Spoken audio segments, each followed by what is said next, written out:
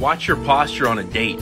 So we get really excited because we have, this really amazingly attractive girl across the dinner table from us. And, there's a temptation there to go wide-eyed and like take in her beauty and lean forward and this kind of a thing.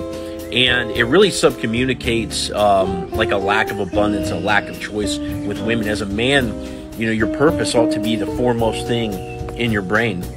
And of course, when you're on a date, you don't want to be lost in your thoughts and thinking about your purpose and all that stuff. You want to be there, of course, but you want to come off as the guy that has options, right? Especially because women have many, many options, right? So you'll subcommunicate that you get it, if you're not overly eager in communicating your eagerness and your posture on the date.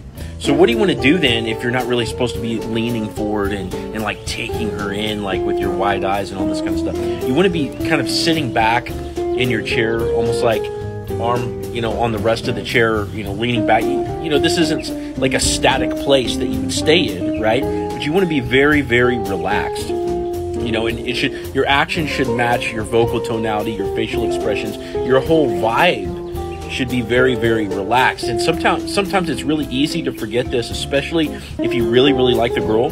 So you want to make sure, like when you first sit down to dinner with that girl, presumably that you're going to dinner on your date, which I think is a really, really smart play for like the very first part of the date. And, always have a second part, something cool lined up for after. But you want to be leaning back in here. So kind of give yourself a little reminder when you sit down in that seat, to lean back, take up space, feel relaxed, and all of your behavior should add up to this vibe. If it doesn't, you're going to come across as very like curated, right? Which you don't want to come across as robotic or, like designed, right? So that being the case, make sure that you have a really cool life. Make sure that you're going out on dates a lot, right? That's the only way that you're really going to give off this vibe, is if going out on a date with a 10 out of 10 girl really isn't something out of the normal for you. It really shouldn't be. You should be always starting new conversations, going out on dates very, very often until you finally find that girl that is going to be the one that you're going to, hang your hat up for, right? So go out a lot, build a cool life, share that vibe in your date with the women that you take out. And if you're not relaxed, it's just because you need to get out there and grind the wheels more, right?